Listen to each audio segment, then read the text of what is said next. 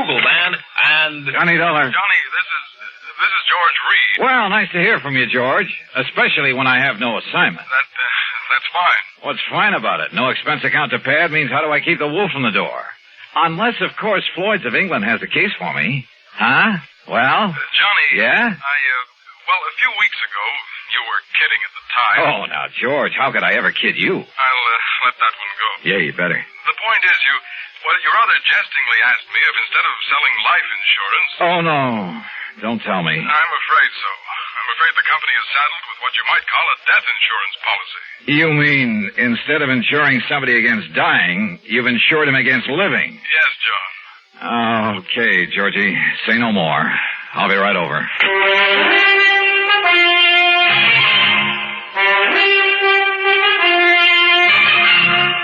Bob Bailey, in the exciting adventures of the man with the action-packed expense account, America's fabulous freelance insurance investigator. Yours truly, Johnny Dollar. Act one of yours truly, Johnny Dollar.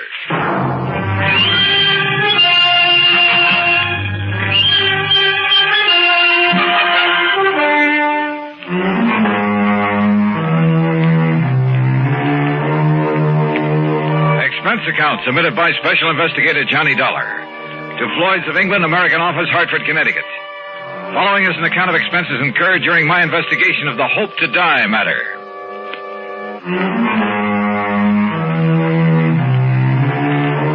Expense account item 1, $1.10 taxi from my apartment to George Reed's office, where I found him pacing the floor and wearing an even more worried expression than usual. And believe me, that's something. This thing has me so riled up, Johnny, I can hardly see straight. Well, you should have known better than to issue a policy like that, George. It was Harry Baxter. Baxter? He filled in here for me while I was on vacation. I should have known better. What'd he do? Sell a lot of policies that you shouldn't have to handle? No, just this one. And I swear I don't understand it. He of all people. All right, you said on the phone that it was kind of life insurance in reverse. That's exactly what it is. Explain, please. Well, usually, of course, we pay the face value of a policy when the insured dies. Right.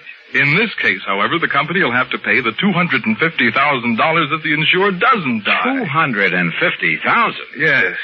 How under the sun can a man be crazy enough to issue a policy like that? John, you know how it is. The company prides itself on the fact we'll insure anything. Not only life and property and health and so on, but the voice of a singer, the feet of a dancer, hands of a pianist, even the dimples on the knees of a chorus girl. Yeah, and singing mice, an old alley cat, a sick whale. Of course I can't say that Harry wasn't in position to do it, but...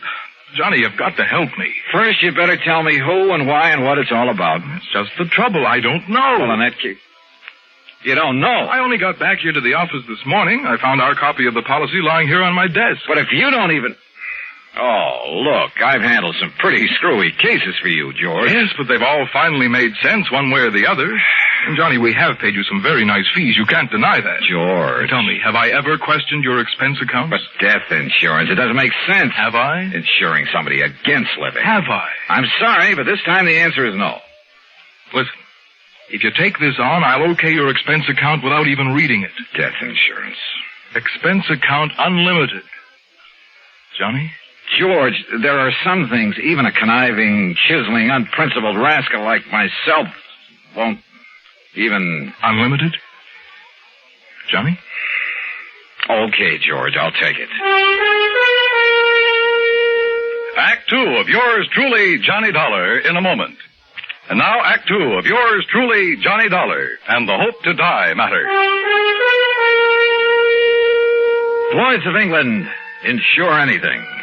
At least that was their boast. And now it looked as though it had finally backfired on them. Because somebody in the organization, some character named Harry Baxter, had issued not life, but death insurance. If it hadn't been for my friendship for George Reed, well, plus his promise of unlimited expense account, I'd have thrown the whole problem right back into his face, as it was. Thanks, Johnny, from the bottom of my heart. I'll never forget you for this. Believe me, George, I'll never forget you for this. And if you can get us off the hook... All I can do is try, so come on, give me the dope on it. Yes. Now, here. The name of the insured is Miss Mary Ellen Markham. Yeah, I got it. Where does she live? 514 East 52nd Street, New York City. Pretty fancy address. Yes. Okay. Now tell me why this Mary Ellen has enjoyed herself against living. Well, that's the point, Johnny. She hasn't. Well, now, wait a minute. Albert Schwinner has. You mean somebody else took out this policy on her life? Or rather death? Yes. Holy. Well, what is this guy, a professional gunsel who's going to wipe her out and then collect? I suppose he's the beneficiary, too. Yes, he is. Oh, fine. Well, come on, who is it? I don't know. As I told you, the policy was lying here on my desk when I got back this morning. I do know this much about him. It's Dr. Albert Schwinner. Doctor? What kind? Well, those are the things you've got to find out. Who he is, what he is, why he's bought insurance against this woman's living beyond November 10th. The 10th? Well, that's only a few days from now. Oh, George, this gets worse and worse. Oh, if only Harry Baxter hadn't issued that policy. But he has. Oh, boy, you sure picked a dilly to fill in for you while you were away. Picked him? What else could I do? After all, he never did anything like this before. You've known him before? Are you serious? Of course I have. Why, Harry Baxter... All right, now look, time's a-wasting and we haven't got much of it. I take it you want me to see if I can find some legal grounds for canceling this policy. Yes, immediately. Now, have you got an address on the beneficiary, this Dr. Schwinner? No, I've been so upset about this whole thing, I haven't even looked. And let me see. According to this, he lives at... What's the matter? Dr. Albert W. Schwinner, C.L. C.L.? What kind of a doctor is that? I don't know. The address is 14327 E Street, Union City, New Jersey. C.L. Well, I'll soon find out. We're going to reach this Harry Baxter who sold the policy. In New York at the... here, I'll jot down the address. I still don't see how Baxter could get away with this. After all, when you consider his position... Here. He offered no explanation at all. Well, I'm afraid I didn't give him much chance. I practically threw him out of here. Oh, can't say that I blame you. And that's another thing. Look, Johnny, perhaps you can reason with... Oh, don't worry, George. He's number one on my calling list. I'll be talking to you. Expense account item 2, $785, fare to New York and taxi to Harry Baxter's address. A real snooty one over near Sutton Place. And people don't live in that joint unless they've earned or chiseled a lot of money from somewhere. In the case of Baxter, I suspected a big chisel. My suspicion was considerably heightened when he opened the door. His apartment was luxury from stem to stern. As for Baxter himself... Dollar? Well, of course, old boy. I've heard a great deal about you from my dear friend and colleague, George Reed. Dear friend, huh? Well, you say that as though you doubted it. Oh, I know, that filling in for him while he was away. Well, I really should have done better for the old thing, but I've had so many social obligations to meet these past few months, and after all, one must keep up with those things. Oh, I'm sure one must. Well, I did sell one policy, you know, a real dilly. Ah, that's the understatement of the week. I suppose I can't really blame him for being a bit excited about it, but he gave me no chance to explain why I issued the policy. Why did you? Oh, now, really? Well? Well, I made it very clear to George that I would tell him when he calms down enough to be reasonable. Really, Mr. Dollar, he was in quite a tizzy. Brother, he still is. That's why he sent for me. But when he calms down, he'll be sorry he bothered you. Suppose you tell me why you issued that policy. You? No. What? No, I'll tell George when he's ready and when I'm ready. Oh, now, just a minute. And you may tell George I said exactly that. Goodbye, Dollar. You'll tell me, Baxter, right now. I'll do nothing of the sort. And what's more, since my plane for Europe is leaving shortly, I have no time to... Would you kindly remove your foot from the door? Not until I get an answer from you. Now start talking. If you can show some legal cause... Legal cause? Furthermore, your behavior at the moment constitutes trespass, illegal entry, call it what you like. And believe me, unless you leave here immediately, I shan't hesitate to ring up the police. All right. Now look, just tell me one thing. I might. What? What is your connection with the beneficiary of this policy? Dr. Schwinner. That's right, Albert Schwinner. But Albert happens to be a very close personal friend. Oh, I might have guessed as much. All right, then tell me this. No, I'm sorry, just one question. I've given the answer. Goodbye. Baxter. Are you hard of hearing? Look here now. Goodbye.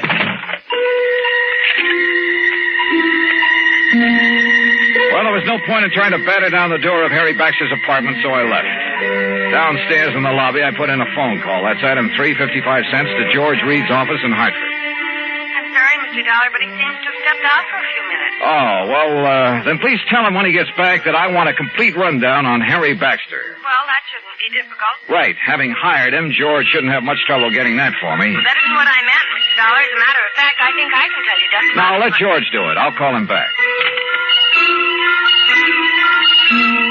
Item 4, 65 cents taxi to Mary Ellen Markham's apartment on East 52nd Street. A uniformed nurse met me at the door, told me I could stay with Miss Markham only a very short time, then led me into the bedroom.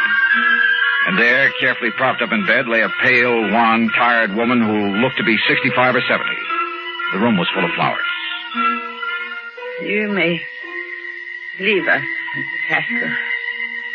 I'll ring when I need you. Yes, Miss Markham. Sit down, Mr. Dollar. Thank you. I'm sorry I won't be able to speak with you very long. But as you can see... Yes, I can, of course. I'll get right to the point. You must know, I'm sure, that someone has just taken out a policy on your... Well, an insurance policy on you. Yes. This is so smart. And so helpful with Harry Baxter. Oh. You see, I am suffering from a rare, incurable disease of the blood. I'm sorry. I don't have long to live. A few days, perhaps. A few weeks at the most. Excuse me. This is such an effort. Well, you're getting the best of care, I trust. Yes. It's the very best. Now, what do you wish to know? You know a Dr. Albert Schwinner, don't you? I've known Albert for many years. We've been great friends. Then why does he take out a policy that indicates he hopes that you'll die? Hopes? I'll die? Yes. What else could it be? Oh, you don't understand. Don't you see? Schwinner has bought insurance against your living beyond November 10th. Yes. Yes. My 50th birthday. You mean to say you're... The reason so. Yes? I'm sorry. You mustn't. Oh, I know. I'm tiring you. Yes. But just one more thing. Your doctor, the doctor who's taking care of you. Albert. Albert? This same Dr. Schwinner? Yes. Now you must leave.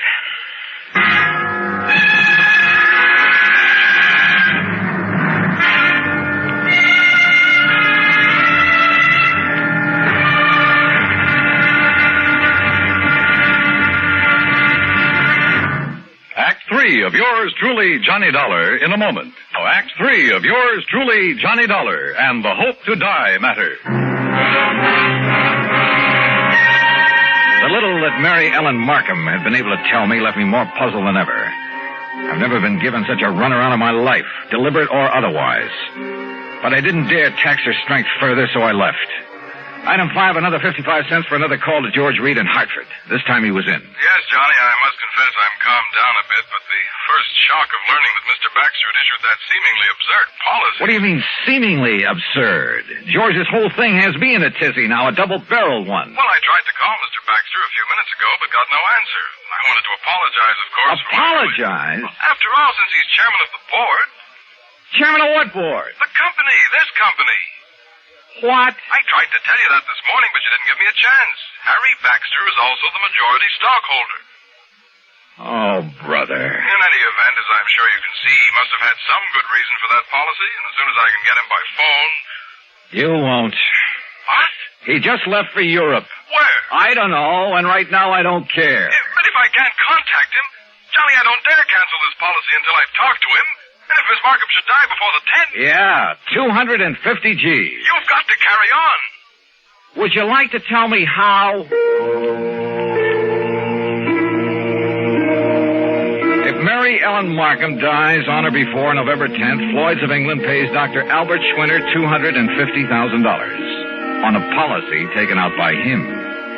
And he is her doctor with her life in his hands. And if there isn't something wrong with that setup, expense account item $6, $8 for a taxi to Schwinner's address in Union City, New Jersey. And there at last I learned what the CL meant behind his name. It was an abbreviation, for this was the Albert Schwinner Clinic, devoted to the study of rare diseases of the blood. But Schwinner wasn't there. He'd gone to New York to see Miss Markham. Item 7, $10 even for a fast taxi ride back there to Manhattan. As the nurse led me into the unfortunate woman's apartment, he was just coming out of the bedroom door. Oh, Dr. Schwinner, this is Mr. Johnny Dollar. Oh, Mr. Dollar, Harry Baxter told me I might expect you. Oh, he did, huh? Yes, he phoned me just before his plane took off for Europe. Pretty smart. You're an insurance investigator, aren't you? That is right. Oh, you may go in to see Miss Markham now, Mrs. Haskell. Very well, Doctor. How is Miss Markham, Doctor? Much better, thank God. Oh, why do you say that? What?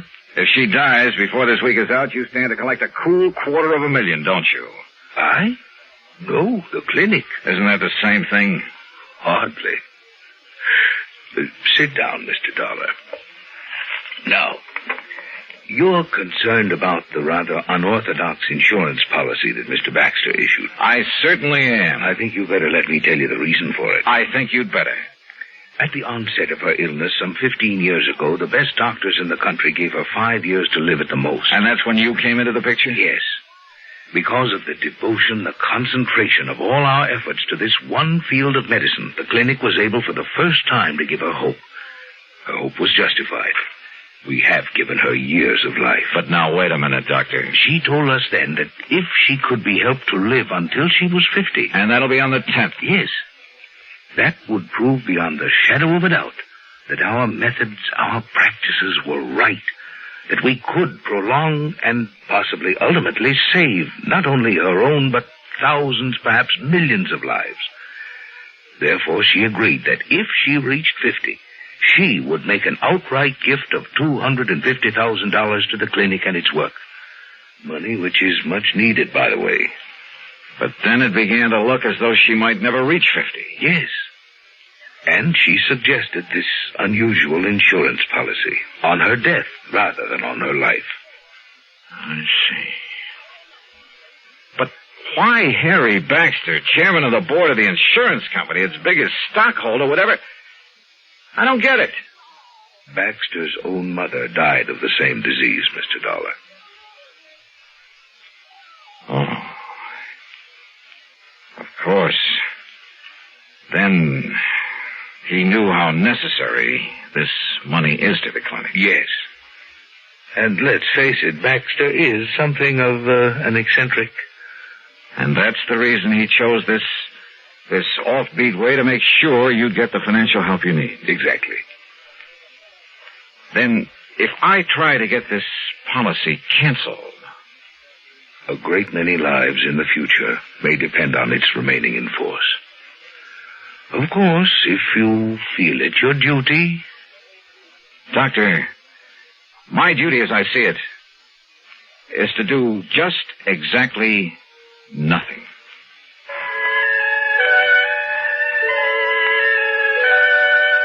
Mary Ellen Markham did live to see 50, but only for a few days.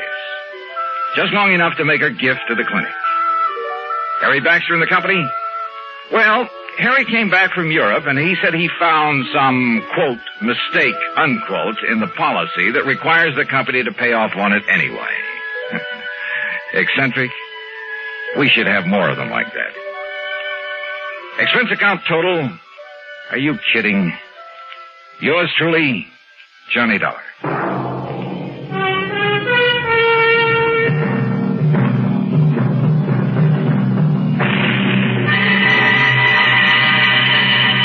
Deposits program.